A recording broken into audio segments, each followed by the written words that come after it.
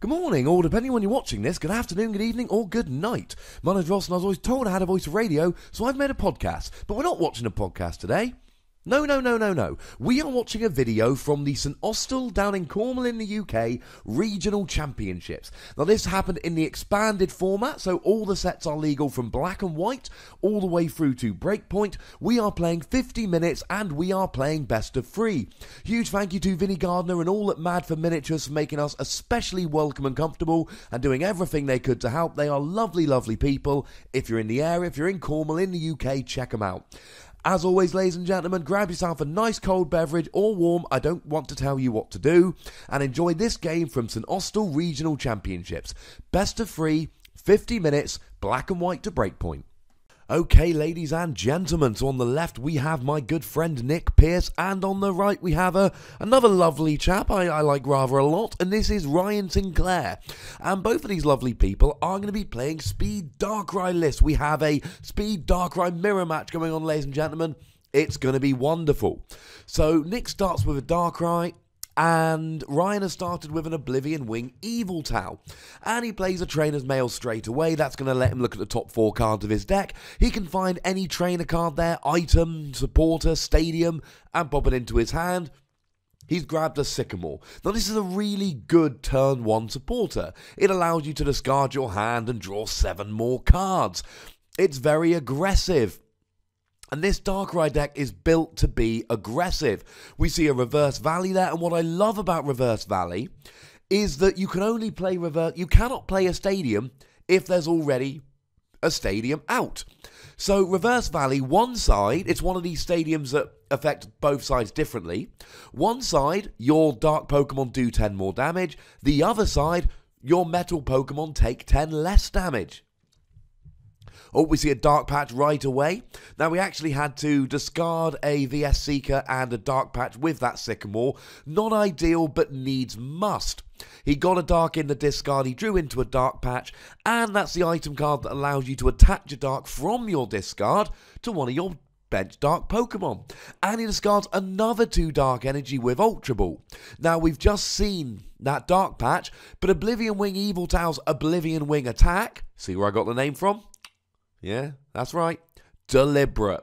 That attaches an energy from the discard pile as well. So it really is a good thing to get that energy in the discard nice and quickly. So going back to Reverse Valley, because Ryan has put down Reverse Valley, Nick can't put down Reverse Valley. What that means is that he's in this brilliant situation where if Nick plays Reverse Valley, and I happen to know that he doesn't, but if he does play Reverse Valley, then it means he can't change it round. It means that in a situation where both players are playing Reverse Valley, the first one to put it down gets it for the game, the other player never does, which gives the first player a really nice advantage. Of course, it's a moot point because Nick isn't playing it. So we've seen Ryan while I was explaining that. He played a Shaman, drew some cards. He got his Caldeo on the bench, and then he played a Max Elixir. Look at the top 6 cards of your deck. If one is a basic energy, you may attach it to a benched basic Pokemon. And he attached it to his Caldeo. He also got a Dark Explorer's Darkrai EX down, which gives all of your Pokemon free retreat as long as they have a Dark Energy attached. So now for the rest of the game, Ryan can rush in with Caldeo, pop him in the active, and then use the Dark Energy attached to it and the ability of Darkrai EX to free retreat. It's like Caldeo Floatstone. To put it another way, Ryan now, every turn, and it's only a once per turn thing, but why would you need it more than once, in this deck anyway? You can switch, or Ryan can switch his active Pokemon, and that's really, really useful. So Nick here, he's playing a Battle Compressor. That's going to allow him to discard 3 cards from his deck. And like most Darkrai players here, like we said with Ryan, Nick is going to want to get 1 or 2 Dark Energy in his discard pile for things like Dark Patch. Both these players, they are Speed Dark decks. We can assume that they're playing for Dark Patch. We can assume that they are playing for Max Elixir, because they want to get a whole bunch of energy down as quickly as possible. Now, in terms of main attacker for this deck, and there's a whole bunch of options we'll go through as this best of 3 series carries on. But the main attacker, we also, see a Colress and a Lysander go in the discard there. As always, we've got the card VS Seeker. item card that allows you to grab a supporter out of your discard, so especially if you're only playing one or two of a supporter, you're better off popping it in your discard and reusing it with the S-Seeker than you are trying to just find it straight away. And Nick there plays this Hooper. Hooper's got this brilliant ability. It allows you to search your deck for free EX Pokemon and pop them in your hand. And so, if you're playing an EX heavy deck, you want a Hooper straight away. So Nick, you see there, he's actually gone straight for Dark Explorers, Darkrai, and Caldeo. And why would you not? He wants exactly the same thing as Ryan got. He wants that Caldeo EX with that permanent retreat. Now that's also an Oblivion Wing Eviltau from Nick. He is matching Ryan Pokemon for Pokemon, although he has at the moment switched a Hooper out for a Shaman, which is a little sad potentially, depending on whether you like Shaman or Hooper, I suppose. Hooper gets stuck in the active more easily because he's got a retreat cost of 2, but Shaman gives up 2 prizes and has 110 HP. To be honest, ladies and gentlemen, we don't want either of them on the bench. They're just annoying. So we see another Max Elixir coming down from Nick here, and he hits it as the 6th card. Now, just to be clear, Nick is going to look like Nick's getting lucky with Max Elixir.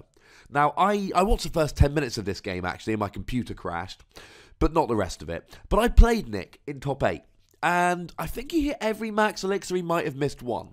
But we can't sit there and go, oh, Nick, he's getting so lucky. Nick's playing 12 energy. You are looking at the top 6 cards of your deck, which means, looking at the top 6 cards, 12 energy, if he had a 72 card deck, he would on average hit an energy. So given that he's got a 60 card deck, we would expect him to hit an energy every time. And especially when he's taking Pokemon out and he's discarding supporters from his deck, we're expecting him to hit those Max Elixir. With Max Elixir, it's very much a maths game, or a math game if you're American. If you're playing enough Dark Energy, statistically, you should draw into them. So we see a Sycamore there. Nick discards an energy, and we don't mind discarding an energy, of course, because Dark Patch, as previously mentioned. Now, he hits a Max Elixir. He also hits another couple of Dark Energy. So he's actually already got 1 in the discard, 2 on the field, 2 in his hand. He's still got, assuming none are prized, he's still got 7 in his deck. And by now, he's played a whole bunch of cards. He's thinned his deck a fair bit. I am willing to bet that Nick has less than 42 cards in his deck. And on average, if he's got 42 cards in his deck, we expect him to hit deck and prizes combined, we expect him to hit an energy. Now, you'll notice those tools have been coming down, those Fighting Fury belts.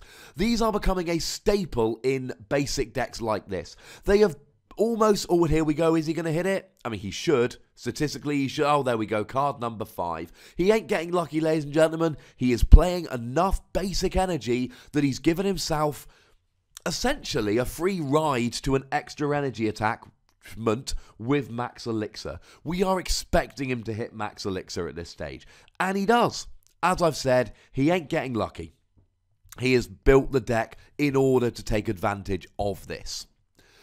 So those Fighting Fury belts have basically completely replaced Muscle Band. Muscle Band allowed your attacks to do 20 more damage. Fighting Fury belt only works on a basic, and it gives you 10 extra damage rather than 20, but it allows you to have 40 extra HP as well. That Darkrai EX with a Fighting Fury belt, it's got 220 HP. That's pretty fantastical. So Nick there, he is matching Ryan. He does Oblivion Wing for 40 damage, 30 base plus the 10 for Fighting Fury belt. And like we said, he gets to attach an energy from his discard to one of his bench Pokemon. So he's there, he's building up his other Darkrai as well. And this mirror match, it's a little bit tactical, I suppose. So I was going to tell you about the main attacker here. It's Darkrai EX from Breakpoint. And Ryan there gets another one of those on his bench. And really, the attack we're looking at here, for Ryan at least, is Dark Pulse. 2 energy, 20 damage, plus 20 for each Dark Energy attached to each of your Pokemon, to all of your Pokemon in total. And what's really good about that, let's say you've got 10 energy on the field, you're doing 220 HP, which is, of course, what it's going to take. We see a Sycamore from Ryan here. What it's going to take to KO a Fighting Fury belted Darkrai. But then when Darkrai gets KO'd, you're only losing 2 energy. You've still got 8 energy on the field. With a lot of decks, you're going to see my Regirock deck in round 4. I put 4 energy on a Regirock gets KO'd. I lose those 4 energy. Not the case with Darkrai. You lose 2 energy, you don't lose the rest. So Ryan plays a Max Elixir there and he hits it.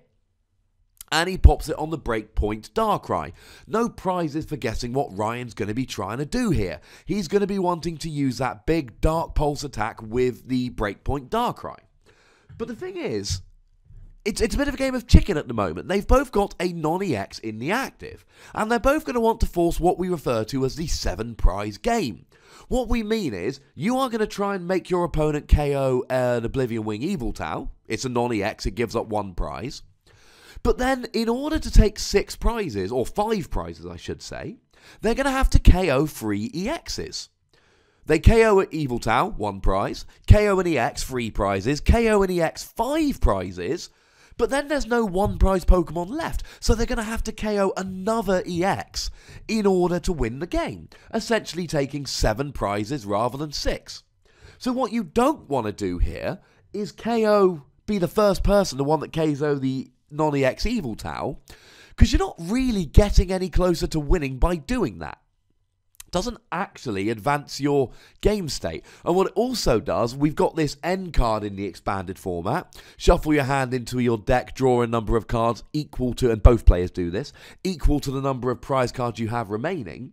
Well, if you've got 1 prize remaining and you get end, you draw 1 card. If you've got 2 prizes remaining, you draw 2. So you don't really want to go down to 1 prize remaining, you want to go down to 2. So I would be surprised here if Ryan brought up that Breakpoint Darkrai and tried to get a KO on the Yveltal.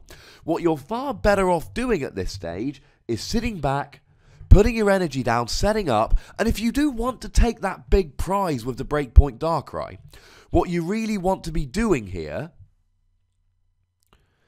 is...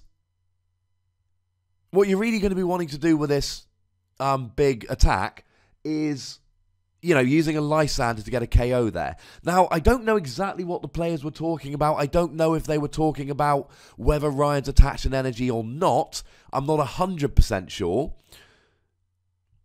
But we know he's played a couple of Max Elixir and we know he's played a Dark Patch. So if that, and I can't remember, truth be told, I know he hadn't already attached an energy. There we go.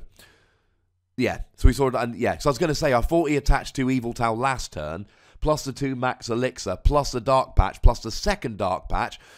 Oh my, and there we see the Oblivion Wing as well. Ryan has had 2 turns. He's got 7 energy on the field. Nick, 4 to go in order to match him.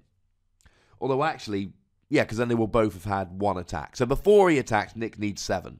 And that is the real strength of these Darkrai decks. Now, one thing that the players may wish to do is, and this is where the kind of tactical decisions come in, get free energy on a Dark Explorer's Darkrai, 90 to the active, Night Spear, 30 to one of the bench Pokemon. You can try and 2-hit KO an EX while doing 30 to the bench. It's absolutely a valid tactic. Now, the problem is you lose free energy rather than 2 when that Darkrai goes down, but if you put something like Nick could play a laser with a Burbank City Gym out, 30 damage from poison, and that will KO the Shaman. Or Ryan can use a combination of Fighting Fury Bout and Reverse Valley to KO a Shaman. Although you'll notice Nick has not put a Shaman down, he's probably not going to unless he absolutely has to. Of course, he plays Shaman, but you don't want to leave easy prizes on the bench. It's going to take, before you bring in Fighting Fury Belt and Reverse Valley and all of that, it's going to take 10 energy in total to do 220 damage, 10 times 20 plus a 20 base, and get the KO on a Fighting Fury belted Darkrai. So that's going to be what they're looking to do here, but it's going to be very difficult. So Nick there, it looks like he's got a VS Seeker in hand. We can see him looking at his discard pile. He's having a think, which of my supporters do I want to use? I'm going to take a wild guess and say he's probably going to play Colress. Oh, no. No, we just see an Oblivion Wing from him. And Nick's doing the right thing here. If you can't get an EX KO, and he's going to need a Lysander to do so, to bring one of Ryan's bench Pokemon active. If you can't get an EX KO, then don't bother. Use Oblivion Wing, get more energy on the field, although Nick's losing. Nick's had 2 Oblivion Wings and had 6 on the field. And Ryan's got 7 on the field, and he's only had 1 Oblivion Wing. So Ryan goes first. He plays that Lysander, and there is no Fighting Fury bout on that Dark Explorer's Darkrai. It's only got 180, which means he needs 8 energy total. No, he doesn't, sorry. He needs 7 energy, 140, plus the 20 base, 160, plus the 10 for Fighting Fury, about 170, plus the 10 for Reverse Valley, equals 180 and gets the KO. So that's what I've been talking about pretty much for the last few minutes. That was what one of the players needed to do. Don't mess about with the Oblivion Wing Yveltal, leave him active, and get some energy on the field, but don't really go overboard to try and KO your opponent's Yveltal. It ain't getting you any closer to winning. Wait until you've got a Lysander. So Nick is on the back foot here. Now he does get a Hypnotoxic Laser, automatic poison. If you flip a heads, you put them to sleep as well. Nick hit tails. Can he hit a Burbank City Gym here? That would be huge. Now if he could hit a Burbank City Gym, this is interesting, putting a second energy on the Oblivion Wing Yveltal. Of course, you do have the other attack there, does 100 for free energy, but putting free energy on a non-EX Yveltal is a lot of energy to put there, and when it gets KO'd, you lose those free energy. So, and certainly, I mean, if he's putting 2 on there, he needs a third. Now, the other argument here, of course, is, why bother putting it on the Breakpoint Darkrai? You only need 2 energy on the Breakpoint Darkrai, and it doesn't really matter where the rest of the energy goes because you're attacking with a Breakpoint Darkrai. Just put the other energy wherever you like on the bench. Now, the attack that Nick can take advantage of that Ryan can't is Darkrai's other attack, Dark Head. 80 damage, but if the active Pokemon is asleep, 80 more damage, 160. And then, of course, Burbank Laser puts it up to 190.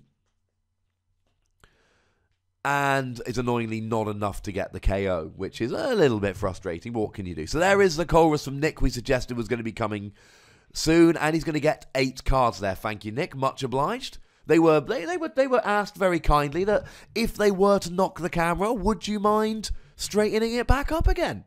And they did. As I keep saying, they're lovely people. So had Nick hit heads on the laser there, then it would have been an idea to try and hit that Dark Head to do 160. With the laser, it would have gone up to 190. Now, Ryan then could have used Caldeo to rush in and retreat, and Darkrai's got 220 HP, but he would have then had 30 HP remaining, which means a Dark Explorer's Darkrai, Night Spear, 90 to the active, 30 to the bench, could have done that extra 30 and gotten the KO. Nick could have even done something like Lysander up a Shaman and actually taken a 4-prize turn. So, I think Nick may well have gone for Dark Head there had he hit heads on laser. It's a moot point, ladies and gentlemen. Now, there's no possibility that Darkrai is going to stay in the active and get KO'd from poison damage because he's going to put up to 190, and as we've said, Caldeo rushes in and retreats. I like to think Nick is thinking about that Night Spear. I like to think he's thinking, hang on a second, if I end up putting something to 190, then it's going to have 30 HP remaining, so something like a Night Spear, I can take 4 prizes. So, with these decks being very similar, and there's one major difference. Ryan's playing Reverse Valley, and Nick is playing Hypnotoxic Laser and Burbank City Gym. Other than that, they're largely the same. So it's going to come down to consistency, and it's going to come down to playing. Now, I like this play from Nick. He's going to be thank goodness for that. I said I like this play. I was assuming he's going to put up the Oblivion Wing Yveltal. Now, this is slightly risky here. Now, partly, he's now got 2, and that's why, when I was saying, oh, he can get a Night Spear, yeah, it takes free energy. You might have seen, ladies and gentlemen, doesn't take much for this deck to get free energy on the field. So, it's not like, it really is not a huge problem. Oh, Ryan's matching him now. 2 energy on the Dark Explorer's Dark. Oh, and that's it. That was what made the play risky, and it looks like Ryan is going to be winning this game here. I don't think Nick plays N either, which is a good comeback card. Nick needs to think about scooping this. Oh, that's what I like. Nick, it's like Nick's listening to me. He'd lost that game. He wasn't going to win that game. Ryan had gone for the first Lysander KO. He'd gotten a second one. And Nick played that. As far as I'm concerned, he played it absolutely correctly. Now, of course, we've got a comment section, ladies and gentlemen. Comment down below if you disagree. He had to hope that Ryan didn't have the Lysander. Because if Ryan didn't have the Lysander, then Nick gets a KO next turn, knocks a bunch of energy off Ryan's field. Okay, Ryan can KO the Oblivion Wing Evil Tau, but as we keep saying, it really doesn't matter if he does or not. Because if he KOs the Oblivion Wing Evil Tau, you know Nick is not putting down another single prize Pokemon. Nick wasn't going to get any XKO, so he starts building up the Dark Explorer's Darkrai, which can set up multiple KOs. And he sits and hopes that Ryan doesn't have the VS Seeker. Well, Ryan does have the VS Seeker, but that's okay. Ryan was in a dominant position in that game. Ryan had taken the first EX KO, so he was in the prime position. Nick had to just hope. He stumbled for a turn and didn't hit the Lysander. He did, and Nick scooped. And what I loved there was that we're playing 50 minutes best of 3. You don't often have a lot of time to play 3 complete games. What you don't want to do is lose game 1 in 35 minutes. Because if you're lucky, you win game 2 and get a draw. If you're unlucky, game 2 doesn't finish and you lose. So I love the decision from Nick to scoop there. It was very well played indeed. And I know it sounds silly saying very well played that he scooped, but it is. For newer listeners, or viewers, I suppose I should say, scooping is basically where you give your opponent the win because you decide you can't win the game. It's a valuable tactic because, like I say, we're under timed conditions here. So you really do need to, as soon as possible, if you're not going to win the game, scoop, give it up, give yourself time for the next game. So that is brilliant from Nick. Not only does he get the Ultra Ball for the Hooper on turn 1, but he actually gets to Ultra Ball double Dark Energy. And that's wunderbar, because now he's got Dark Energy in the discard for that Oblivion Wing, for that Dark Patch, and he gets to use his Hooper, which is lovely. Question is Nick going to go for a Shaman here? We saw in the previous game, Nick basically saying, I'm not doing it. And it's a good tactic, and I love that play from Nick. I'm not deliberately sitting here trying to, and I know Nick will be watching this, so hey Nick, I'm not deliberately sitting here saying that Nick's playing well because he's a friend of mine. He is playing this very, very well indeed. The thing about Shaman is Shaman has 110 HP.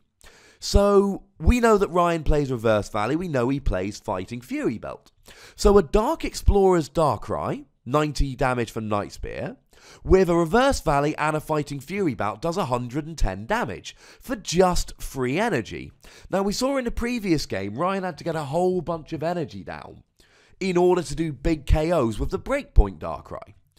So if you leave a Shaman on your bench, it's a very easy way for your opponent to take 2 prizes, try and jump ahead in the game.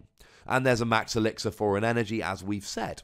So I like the decision not to go for Shaman here. Of course, this isn't a decision you can always make. You've got to have enough cards in your hand to draw. So if you're sitting over Sycamore in hand, you don't need to go for a Shaman. If your hand is Energy, Max Elixir, Laser, oh my goodness, you need to go for an energy. I say Sycamore, I mean Juniper. Or in Spanish, Profesora Encina. I found some Spanish cards when I went to, shockingly enough, Spain. I couldn't get many. I could only get 1 pack, which gave you a theme deck, 4 packs, and a Crocodile promo from Black and White. And I got a couple Profesora Encinas, and it made me very happy. Although in this video you're going to see, in round 4, you're going to see me playing Professor Sycamores. I apologise. I do feel bad. I made my deck in a hurry. That's no excuse. I don't think I deserve to be forgiven for that. It's just the way it is. So I think Nick just hit a second max elixir there. I looked away for 1 second. And this is what happens. So we see a battle compressor there. And you notice that even though he got rid of 2 energy on turn 1 with the Ultra Ball, he still hit the 2 max elixir. Now it was a little bit dodgy. And he's just looking at, do I have an energy in the discard? I don't think he's played a Dark Patch yet, so maybe drop one more energy. I mean, he needs his manual attachment as well. It can sometimes be a little bit risky. You sit there and, oh, do I Ultra Ball both energy, or do I attach one and Ultra Ball the other one? Again, more than 1 in 7 cards in your deck is an energy, so you expect when you play a Professor Sycamore to hit the energy. Now, I don't know what Ryan's energy count is, unfortunately. It's going to be somewhere similar to Nick's. Also, check out the awesome snapback that Ryan's rocking there with all the original 151 Pokemons. That's pretty cool. So does he have the manual attachment there? Now, he's got a laser in hand. Does he want to play it without a Burbank City Gym in play? And he does have a manual attachment in hand. So already there, it's turn 1, Nick's got 3 energy, and he's got at least 1 energy sitting in the discard pile waiting for a Dark Patch. So here we see a rush in from Caldeo and a free retreat into Hooper. I know it looked like Nick just retreated, but we often do this. You know, we all know he rushed in and retreated. And if you didn't, well, good news, I'm here to tell you. So, oh, that looks like a nice Acro Bike. You can drop an energy in the discard pile straight away, get ready for Dark Patch, etc. Okay, he doesn't have an energy in his hand, so he chose to get rid of the Evil Tau. Not a bad plan at all. Although if he dropped it, he could have grabbed a Dark Patch there, which would have been nice. It would have been nice. He could have had an energy. Yeah, so he doesn't need the Sycamore. So had he discarded the... Although then again, he might have taken the Trainer's Mail from the Acro Bike. So had he discarded the energy... No, it was an Evil Talon Edge, yeah. So what he could have done there was dropped the energy from the Acro Bike and then grabbed the Dark Patch from the Trainer's Mail and attached it. But we've got hindsight, ladies and gentlemen. It's very easy to talk in hindsight. But as we saw in the previous round, this matchup is largely coming down to who can get energy on the field the fastest, and I suppose to go along with that, who can draw into Lysander. In the previous game, Ryan got more energy down on the field faster than Nick did. He drew into a Lysander, and that was it, ladies and gentlemen. That was essentially the game. Oh, and he draws 1 energy there. I like how they're both drawing into exactly 1 energy off these Max Elixir. That makes me kind of happy. In a weird kind of way, that makes me pretty happy. So, they're both here looking to try and establish board position. Now, Nick had a good turn 1. He got his Dark Explorer's Darkrai. He got his Caldeo with the Dark Energy. He got free energy on the field. Now, the reason he retreated into the Hooper there was because he doesn't need Hooper. He can afford to let that Hooper get KO'd. It's not really helping him in any way. Whereas maybe he attacks with the Evil Tau. He's probably going to want to attack with the Breakpoint Darkrai. And the other 2 Pokemon have really good abilities. Hooper has served his time. He's served his purpose. He's done his Fang with the searching out the EXs. So he no longer needs Hooper. So he's basically saying, look, if Ryan's going to get a big EX KO, it might as well be on the Hooper. Of course, the ideal would be putting a baby Evil Tau. That's right, Nick. I said baby Evil Tau. In the active, just like I say, 7 prize game, doesn't really matter if it gets KO'd. Unfortunately, that wasn't an option that he had. Oh dear. What a pity. Never mind. Now, the ideal for Ryan here would be getting... how many energy would he need? Well, he's got the Fighting Fury bout and he's got the stadium. So 7 energy. The ideal here would be getting 7 energy on the field and then getting a KO on that Hooper. I don't think it's on the... It's possible, but I don't think it's on the cards. Now, we see the Fright Knight Evil Tau from Ryan there. And what the Fright Knight Evil Tau, he's pretty good. He's got an ability, which means that while he's on the field, all tools on both sides of the field essentially have no effect. So, let's say for argument's sake you hit the Darkrai for 180. Oh, he's got a Fighting Fury belt. He's not KO'd. Well, now you can bring Fright Knight Evil Tau into the active. The Fighting Fury bout has no effect, and then Darkrai will be KO'd. That happened to me in my It was actually in my round 2 game. It must have been happening, and we see a Dark Patch there. It must be happening around about the time here I played a chat. and I hit his Evil Tally X up to 180, but he had a Fighting Fury bout putting him on 210 HP. Well, my opponent then retreated into a Fright Night Evil Town. We see a Max Elixir there as well, so that's 4 energy turn 1 from Ryan. And he retreated into a Fright Night Evil Town, which I felt a bit mean because I had to bring him up on it. It was kind of my plan. But all of a sudden, Fighting Fury bout then does nothing, which means that Evil Tau goes down to 170 HP, which means Evil Tau gets KO'd straight away. Bit sad, but these things happen. We can cry about them, but I would recommend not doing so. Just me, just personal opinion.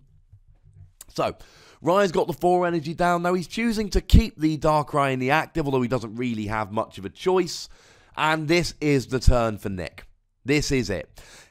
Because he didn't have a Caldeo or a Dark Explorer's Darkrai. So, here's the thing. This is essentially what it's coming down to here. It's all down to, can Nick get enough energy on the field to get a big KO? If he can, that will go some way, potentially even most or all of the way, to getting Nick the KO. I'm not saying, oh, he's going to instantly, KO, I mean the win. If Nick can get enough energy here, because he will get the first KO, he'll KO the Darkrai, he'll get rid of a Fighting Fury bout, he'll get rid of an energy, and Ryan will be very hard-pressed to return the KO. Now, it's going to take a lot. First things first, Nick is going to need a Fighting Fury bout and a Verbank City Gym. Then he's essentially getting 40 damage for free. Oh, he's had to Colress for 6, which is not ideal. Or 7, sorry. It's not ideal, but it's all right. He might end up needing a Shaman here, but it might be worth it. So, that essentially means 8 energy. 8 energy is 160, plus the 20 base is 180, plus the Fighting Fury bout is 190, plus the 30 for the Laser Verbank is 220. So, he's only actually halfway there. He's going to need another 4 energy, and he's going to need the Verbank City Gym. If he can get it, we see a second Fighting Fury bout coming down there. If he can get it, I think it's going to as good as kind of sew up the game. So as I suggested, Nick does put down a Shaman there. Interesting, Nick chose not to put the Fighting Fury bout down. We see he's got one of those in his hand. Obviously, you draw with Shaman until you've got 6 cards in your hand. And there's a bit of a trade-off there. Do you put the Fighting Fury bout on something like an Evil Tally? Oh, and he's got the Verbank. And he's got the Dark Patch, although he's still 3 energy away here. He's currently doing 120, 160. Now, if he can get 1 more energy, and he hasn't got 1 more energy. If he could have got 1 more energy, what he could actually do was just hit for 180, and then at some point he could just Lysander the Fright Night Evil Tau, and Darkrai would be KO'd. So he hits for 160, and he's going to hope that Ryan can't get him out of the active. As it stands, Ryan doesn't have a Keldeo, he doesn't have a Dark Explorer's Darkrai, and he needs both of them to get his Rush-in-Retreat combo. But here's a beautiful thing.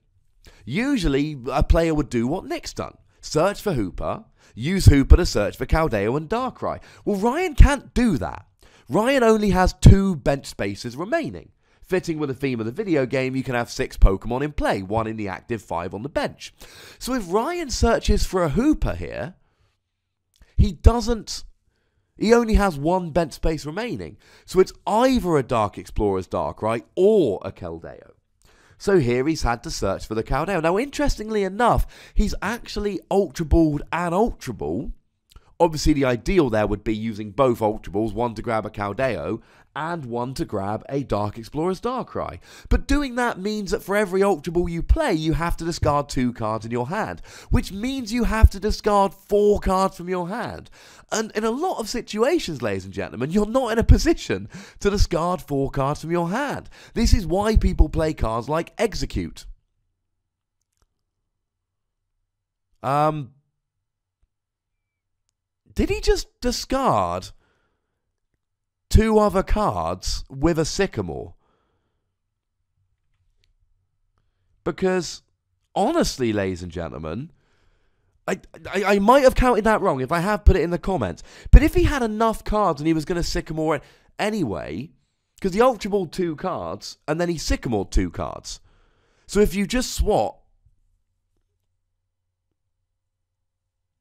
maybe he was 1 card short. I'm not entirely sure. The maths has escaped me.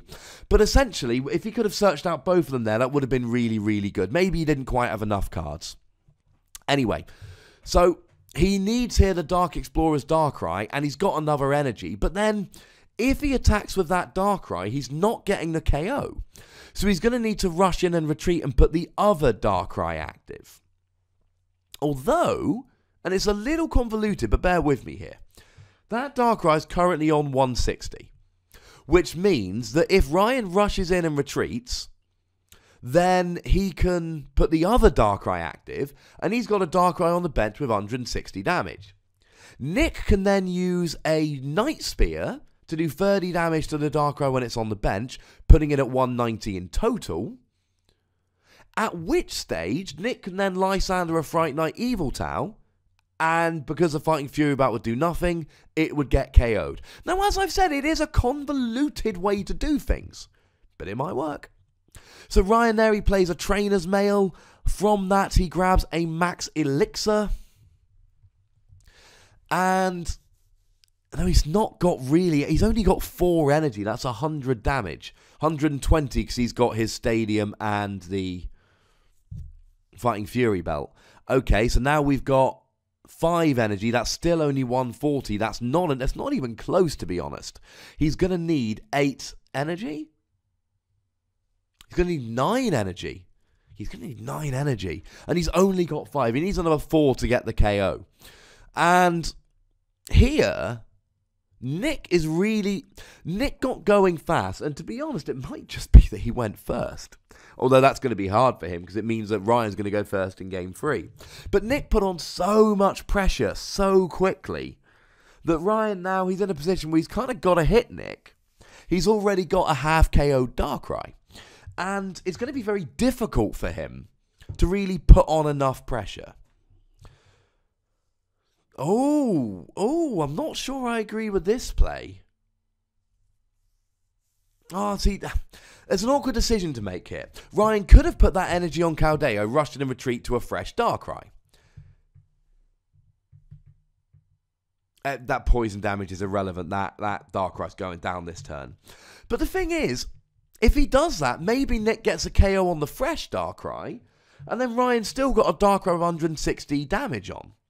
So what Ryan is basically saying is, look, Nick's going to get a KO next turn. So I'm just going to let him get the KO on the Darkrai that's already taken a beating. It's not ideal. I would rather not let him do this. But you know what? It's better than that. So I'm going to let him, and Nick here, he's done a very similar thing. Use the Trainer's Mail for a Max Elixir to try and get more energy on the field. So Nick's getting a KO here regardless. And to be honest, Nick doesn't mind if his Darkrai then goes down the following turn. Obviously, he'd rather it didn't. Now, what would be awesome for Nick here... Oh, and he's got it. He hasn't attached. Dark Explorer's Darkrai. I would be very surprised if Nick didn't attack with Dark Explorer's Darkrai. Because what he can do here, he can get the KO because... Well, time the poison kicks in, he's going to be on 180.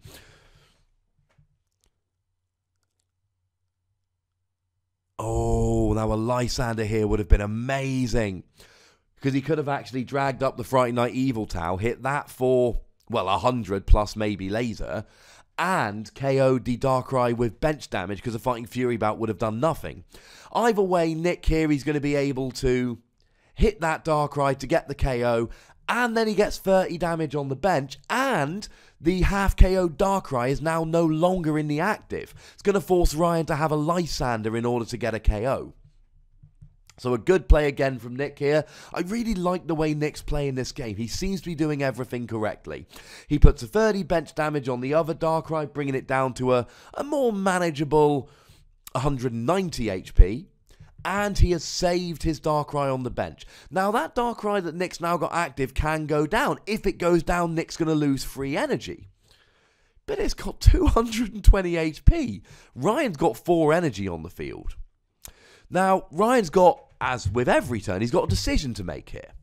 What he could do, and this would be a fun little play here, he could put Fright Knight Eviltal in the active. And I think this has got to be his play here.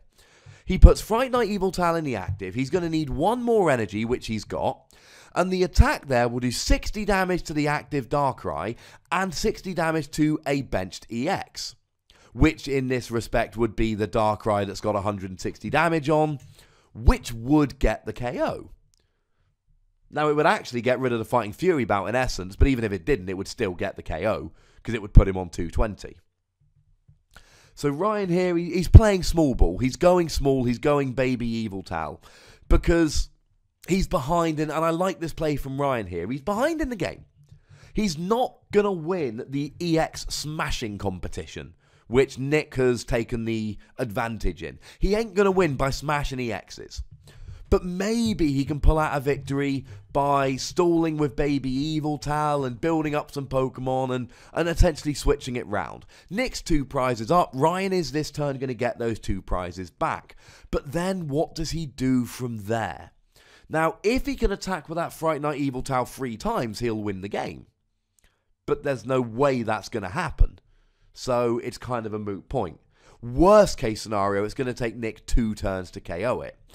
If Ryan plays a second Fright Knight Eviltal, and I believe, I was chatting to Ryan at one point through the tournament about his deck, and I believe he said that he was playing, I think, 2 of the Oblivion Wing, 1 of the Fright Knight, and he did say he really wished he'd played another of the Fright Knight, because here, if he can get 60 to the Darkrai, KO the other Darkrai, assuming it survives for a turn, which there's no guarantee, because with a Laser Verbank, Nick would get a 1-hit KO. But if it survives for a turn, then he can do 60 again to the Darkrai, 20 to the Shaman, and then he brings up a new Fright Knight Eviltal, 60 KOs the Darkrai, 60 KOs the Shaman on the bench.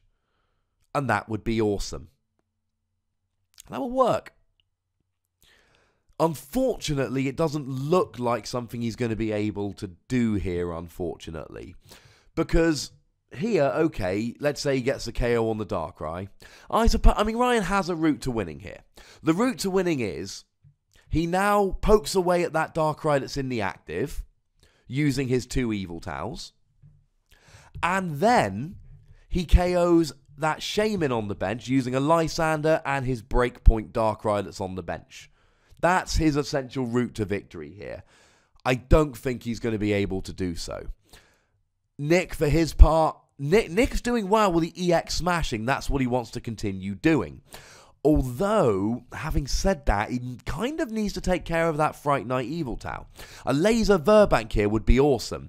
Now, Nick doesn't really need anything in the discard here. What he will almost certainly be doing is just thinning his deck. And there we go. He doesn't want that Oblivion Wing Eviltal, it gets discarded. And what I mean by thinning your deck is you use Battle Compressor to discard cards you don't want to draw into. Now you've got less cards in your deck that you don't want to draw into, which means that you are therefore statistically more likely to draw into the cards that you do want to draw into. But this game is far from over. And Ryan's put Nick in an awkward position here. Nick wants to just go Lysander Darkrai, Lysander Shaman, ha ha ha ha ha, ha ha ha ha ha. But if he ignores that Fright Knight Eviltal, like I've said, 2 attacks, Ryan wins the game. So we do see a VS Seeker coming down from Nick here. As he's played Battle Compressor, he could have any supporter he wants in the discard. What is he going to go for? It's a Lysander. Now, to be honest here, he could go for that Breakpoint Darkrai. Would be an option. Oh, and he's got he's building up the Eviltal EX now. So Eviltal EX is doing 80 damage plus 20 for each energy on the defending Pokemon. That's enough for a KO, you know. That will get a KO on Fright Knight Eviltal and have the glorious effect of... Oh, there's another... just in case he didn't have enough dark patches, enough energy on it. And it would have the glorious effect of, once again, taking that Darkrai out of the active. Oh, now you're just being cruel. That's 110 damage plus 20 for each energy on the defending Pokemon. And as soon as I said 110 damage, you should have been thinking Shaymin EX. Turn early? Maybe it's a turn.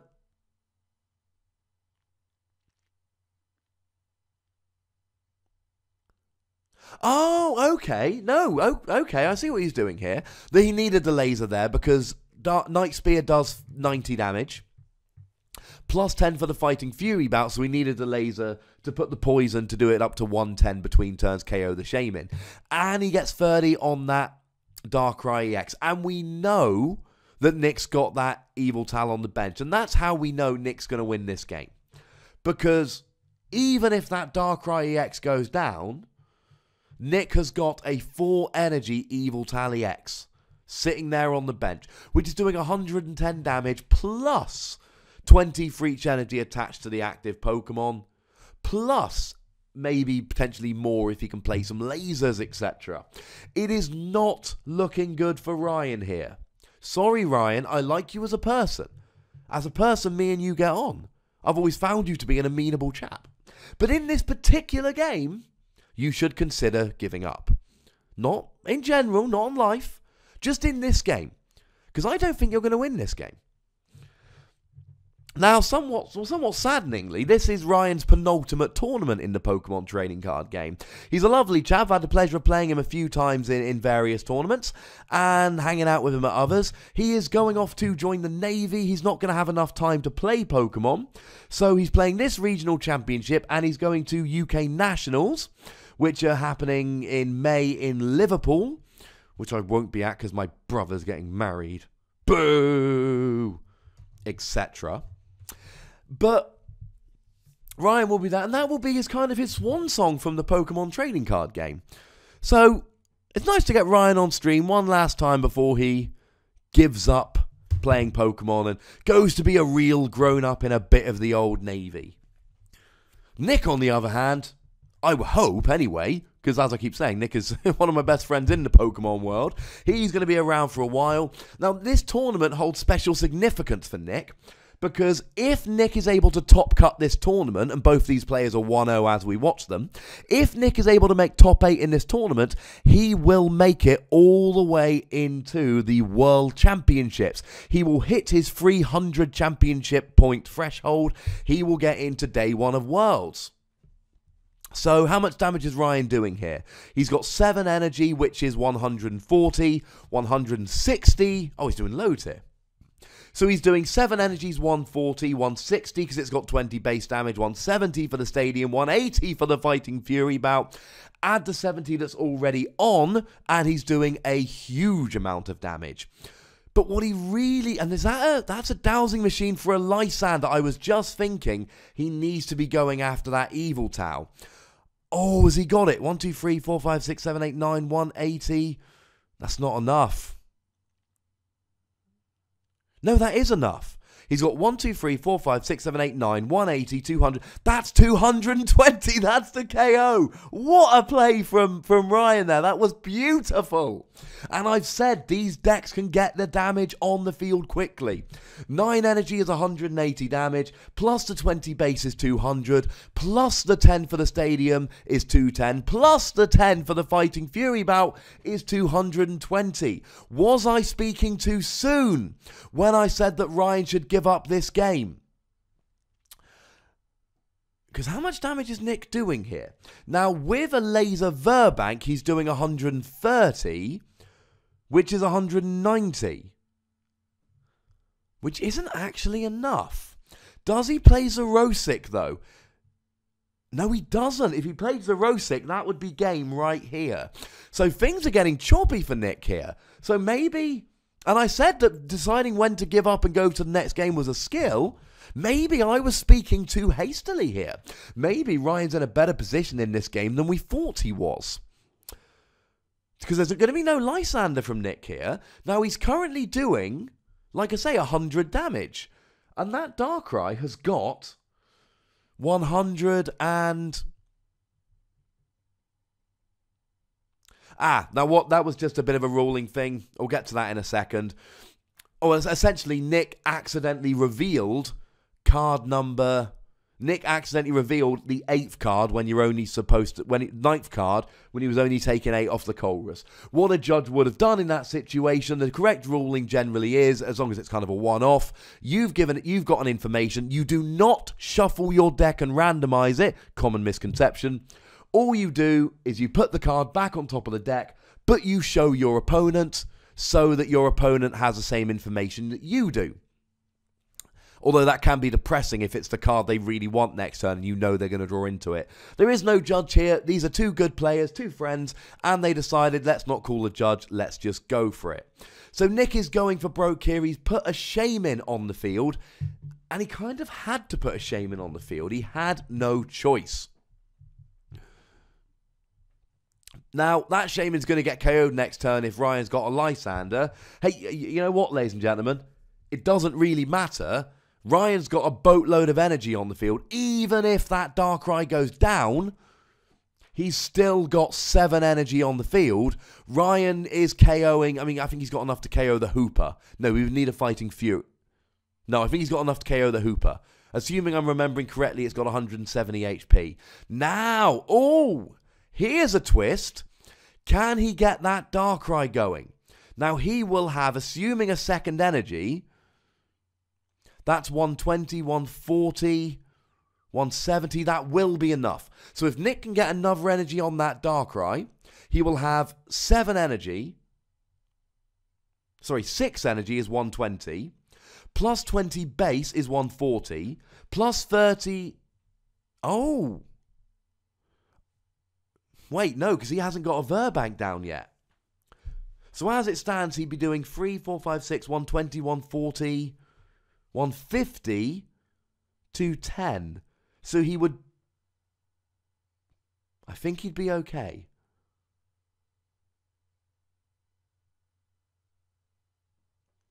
No, he wouldn't quite be okay. He needs an energy and either a Fighting Fury Belt or a Verbank. Because as it stands at the moment, he'll have 6 energy, 120. 20 base is 140. Add the 60 damage that's on him, 200. Add the 10 damage from the poison is 210, but he's got 220. Now, Nick still needs another energy here. But if he's got another energy, and I believe he's manually attached, he'll be okay. Does he have another energy? Because this is dodgy if he doesn't. Because Ryan, even if that Darkrai... Well, if Darkrai gets KO'd, he loses. But he's got, Ryan's got 1, 2, 3, 4, 5, 6, 7, 8. Ryan's got 9 energy on the field. Oh, my... Oh, that is bad news, Bears. Nick had everything he needed, but he was a single energy short. He couldn't get the KO. So, nothing doing. He passes over to Ryan. If Ryan's got a Lysander here, this is game. And he plays the Lysander... And he drags up a Pokemon and he gets the KO. And I believe that is it. Ryan gets going faster in both games. And that is that, ladies and gentlemen. I'm going to be honest, I thought Nick won this game. But apparently not. Looks like Ryan's won this game. Fair enough. And it's understandable. At the end of the day, Ryan is playing... a slightly more streamlined version of the deck. Ryan is using Reverse Valley, whereas Nick's playing Laser Verbank. So we would expect Ryan to be playing a slightly more streamlined version of the deck. And in a mirror match, if you can set up quickly, the more quickly you set up, the more likely you are to win the game. So really good game there. I think both players played that game superbly. I am willing to go on record to say that is one of the definitely the funnest to watch mirror matches I've seen in a while, and I think a really well played mirror match from two very good players. So congratulations to both of those players. Thank you very much to them for agreeing to be on stream. Thank you to Mad for Miniatures and Vinnie Gardner for allowing us to stream and making it very easy. You know the deal. Click the like button, click it, click it, click it, click it, click it. Have you clicked it yet? Thank you very much. I love you. Make sure you comment if you've got anything you want to say or just want to call me a moron for some mistake that I've made. And make sure you subscribe. If you've already subscribed, find someone else to subscribe on your behalf. And the most important thing, ladies and gentlemen, look after yourselves till next time. Thank you very much for watching. My name's Ross, and you've been watching PTCG Radio.